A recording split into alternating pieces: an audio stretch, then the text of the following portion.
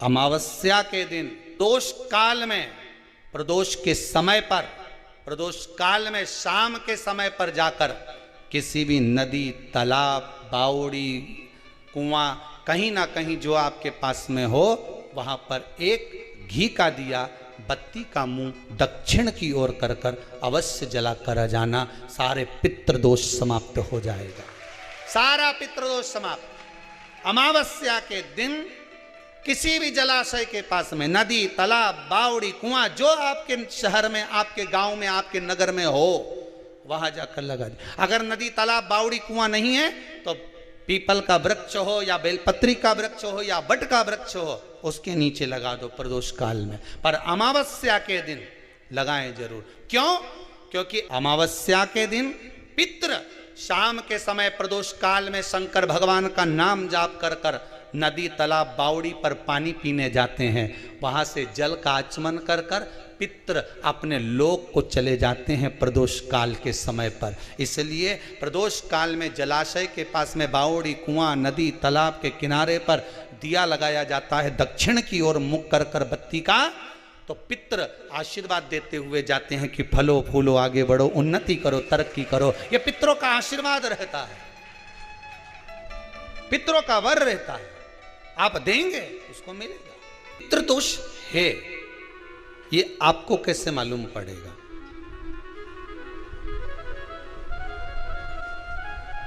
पितृ भूखे हैं, इसका तो वर्णन हमने पहले कर दिया कि रात्रि को जब आप सोने के बाद में 1-1.5 घंटे बाद अगर आपकी नींद खुल जाए, 1 घंटा 1.5 घंटा आप सो लिए, उसके बाद जो नींद खुली तो 1-1.5 घंटे तक अगर आपको नींद नहीं आ रही है, रात्रि को सोने के बाद में 1 घंटे बाद जब उठे तो आपको प्यास लग गई,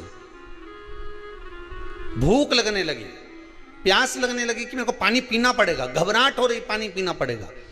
1-1.5 घंटे सोने के बाद अचानक नींद खुले और आपको प्यास लगे, समझ लेना आपके पितृ भूखे हैं और प्यासे हैं, भूखे और प्यासे हैं, उनको जल की जरूरत है। किसी भी नदी में, सरोवर में, कुंड में, बावड़ी में, तालाब में, आप तीर्थ में जाकर जब स्नान करते हैं तो स्नान करने के बाद एक काम का नियम बना लो कि अपने हाथ की अंजलि में जल लेकर अपने पूर्वजों को देना है। प्यासे रहते हैं, भाग मांगते हैं, प्राप्त करना। 3 वृक्ष पितरों के तुल्य हैं। पहला पीपल, दूसरा बट वृक्ष, तीसरा बेलपत्र का वृक्ष। ये पितरों के तुल्य हैं। अगर आपको रात्रि में नींद नहीं आ रही है, ऐसा लगता है कि रात्रि को 1 घंटा 1.5 घंटा सोने के बाद कुछ गलत गलत विचार आने लगते हैं, नींद सुबह 3 बजे तक, 4 बजे तक नहीं आती, 4 बजे के बाद फिर नींद आती है, तो एक प्रैक्टिकल जरूर कर कर देखना। एक प्रैक्टिकल करने में क्या जाता है, प्रयास करने में क्या कुछ जाता है क्या? प्रैक्टिकल कर कर देखना कि कहीं सीवर वाला महाराज झूठ तो नहीं बोल रहा है, तो प्रैक्टिकल करने में कुछ नहीं जाए।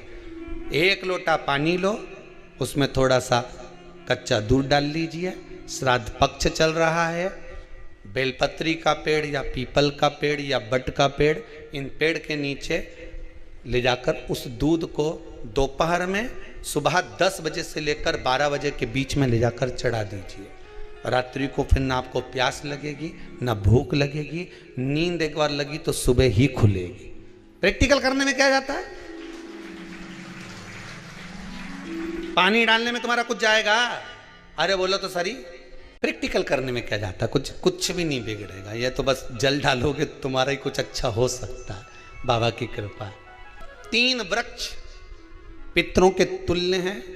पहला जम के बोलिए पीपल, दूसरा बट वृक्ष, तीसरा बेलपत्री का वृक्ष।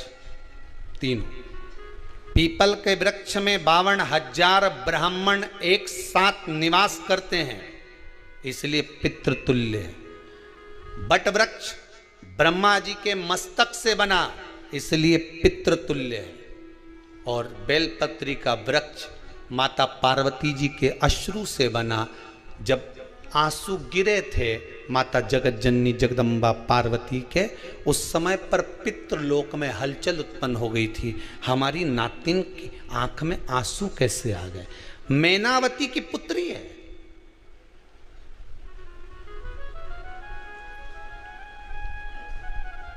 पितरों की नातिन, इसकी अश्रु कैसे गिर गए? पार्वती जी ने कहा ये आंसू नहीं, मेरा पुण्य भाग प्रकट करती हूं बेलपत्री के रूप में। तो पितरों ने वर दिया था कि ये बेलपत्री का वृक्ष हमारा आशीर्वाद है, इसके नीचे अगर कोई दीप लगाता है, शिव को स्पर्श कर चढ़ाता है, उसके पितरों की शांति होगी। हम स्वयं उसको आशीर्वाद देने के लिए पधारेंगे। बेलपत्र का वृक्ष पितृतुल्य।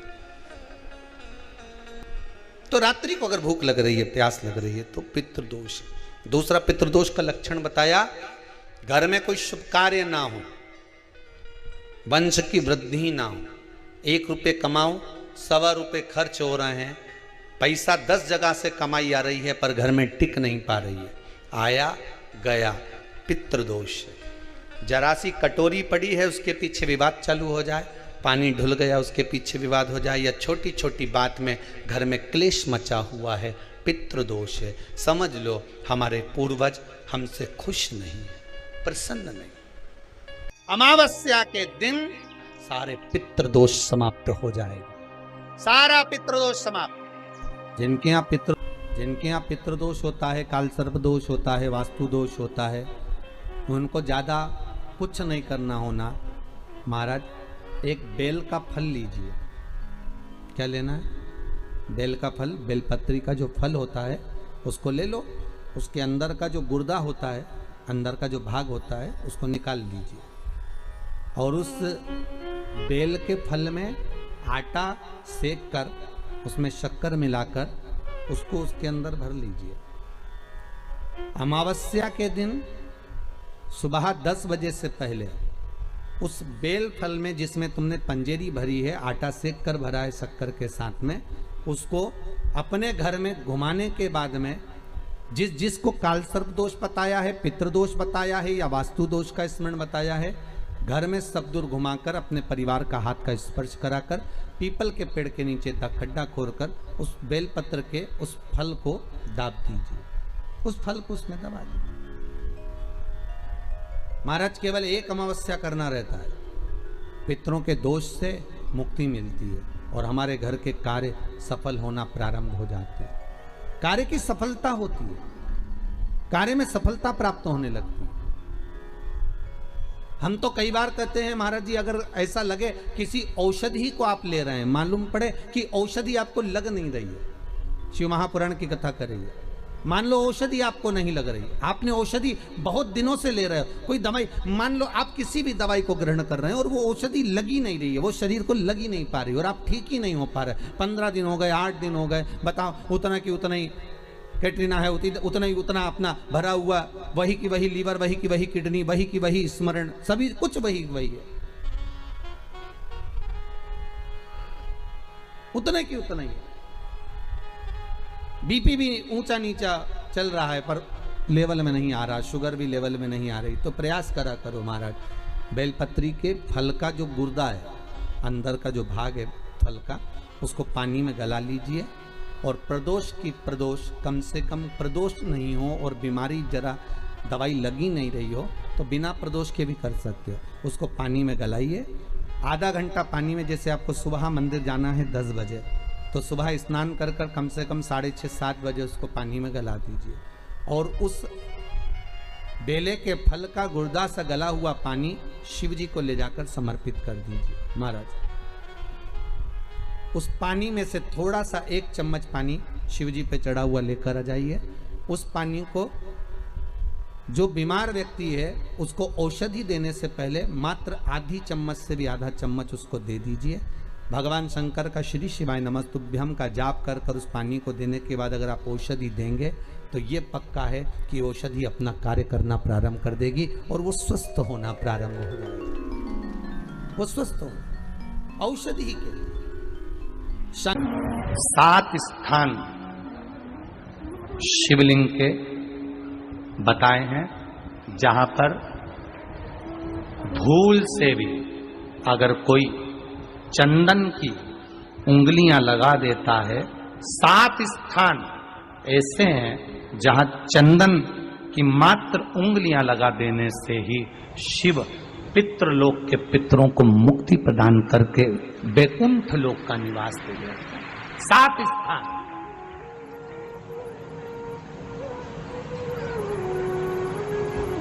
और वो 7 स्थान जो चंदन के बताए गए, पहला भगवान देवाधिदेव महादेव के शिवलिंग पर चंदन का लेपन। समझ लेना जरा बहुत अच्छे से। आपको लगता है स्वप्न में कोई मुर्दे दिख रहे हैं, या कोई जल रहा है, या कोई मर रहा है, या कोई चला गया है, ऐसा भय लगता है। बच्चों को मानी भेजूंगी ऐसा हो जाएगा, पति को मानी भेजूंगी ऐसा हो जाएगा, कोई हमारे कोई गलत तो नहीं कर रहा है, आपको लगता है। 7 स्थान चंदन के बताएं महाराज। पहला शिवलिंग, दूसरा जहां गणेश जी का स्थान है, मालूम है ना सबको, जम के बोलो जरा, मालूम है ना सबको, जहां गणेश जी का स्थान है वहां अलग से गणेश जी बैठे, वहां नहीं। शिवलिंग में जलाधारी के ठीक सामने राइट में गणेश, लेफ्ट में कार्तिकेय, बीच में अशोक सुंदरी। तो पहला चंदन बाबा के शिवलिंग पर, दूसरा गणेश जी पर चंदन की उंगली, तीसरा षडानंद कार्तिकेय पर चंदन की उंगली, चौथा अशोक सुंदरी पर चंदन की उंगली, पांचवा जलाधारी पर चंदन की उंगली, छठा जो शिवलिंग का जल बह रहा है इसके ठीक विपरीत की ओर चंदन की उंगली, और 7वां चंदन नंदी के मस्तक के ऊपर जो 2 सींग लगे रहते हैं उस पर चंदन की उंगली। ये कब लगाई जाती है? या तो अमावस्या के दिन। आपको लगता है कि हमारे पूर्वजों का उद्धार नहीं हुआ, हमारे पूर्वजों का कल्याण नहीं हुआ, कहीं अधोगति में कोई चला गया है, उसका बस एक बार, रोज नहीं जरूरत है, प्रतिदिन जरूरत ही नहीं, महीने में एक बार अगर अमावस्या के दिन भी आपने चंदन के थोड़ा सा चंदन अगर मेरे देवाधिदेव महादेव को 7 स्थान पर समर्पित किया है। अशोक यहाँ पर वर्णन कर रही है, मैना, धन्य और कला की कथा कह रही है। तीनों ने सनकादि ऋषियों से मांगा। चंदन भगवान को अति प्रिय होता है, और चंदन ही एक ऐसा होता है जो पितरों को भी प्रिय होता है, जिसका स्पर्श मात्र लगने से पूर्वजों का कल्याण हो जाता है, वो चंदन। अमावस्या के दिन जो नदी, तालाब, बावड़ी, कुआं, किसी भी एक जगह पर अपने पूर्वजों का नाम लेकर शाम के समय पर दिया लगाएगा, ये मेरा विश्वास रहता है, उसके लिए कुबेर भंडारी भंडार जरूर भरेगा, पितृ भंडार ये निश्चित। अमावस्या, तुलसी की लकड़ी पानी में घुमाकर, लकड़ी नहीं हो तो माला तो होगी ही, जल में भ्रमण कराकर, जल में घुमाकर, तुलसी की लकड़ी को जल में डालकर स्नान जो करता है, मात्र घुमाना है, लकड़ी डालकर नहीं रखना है, घुमाकर अपने पूजन वाले स्थान पर रख लो, या पानी में पहले से घुमा लो, उस पानी को ले जाकर डाल दो। अमावस्या स्नान जो जीव करता है, शिव महापुराण की कथा कहती है, जितनी वर्ष में सोमती पड़ती है, सोमती अमावस्याएं पड़ती हैं, शनिचरी अमावस्याएं पड़ती हैं, सारी अमावस्या का पुण्य उस जीव के खाते में चला जाता है। तो अच्छे से ध्यान रखिएगा, आप ब्राह्मण को भोजन कराएं ना कराएं, आपने धूप छोड़ी ना छोड़ी वो पता नहीं, गाय को रोटी दी ना दी, स्वान को भोजन दिया ना दिया, कौवे को भोजन दिया ना दिया, चलेगा। पर अमावस्या के दिन, उस दिन प्रदोष काल में, प्रदोष के समय पर, शाम के समय पर जाकर किसी भी नदी, तालाब, बावड़ी, कुआं, कहीं ना कहीं जो आपके पास में हो, वहां पर एक घी का दिया, बत्ती का मुंह दक्षिण की ओर कर कर अवश्य जला कर जाना, सारे पितृ दोष समाप्त हो जाएगा। से निवेदन है, माताओं से निवेदन है, मान लो आपको कोई ब्राह्मण देवता ने कहा कि आपके यहाँ पितृ दोष है, तो आपको घबराना नहीं है कि महाराज जी मुझे क्या करना पड़ेगा, पितृ दोष है।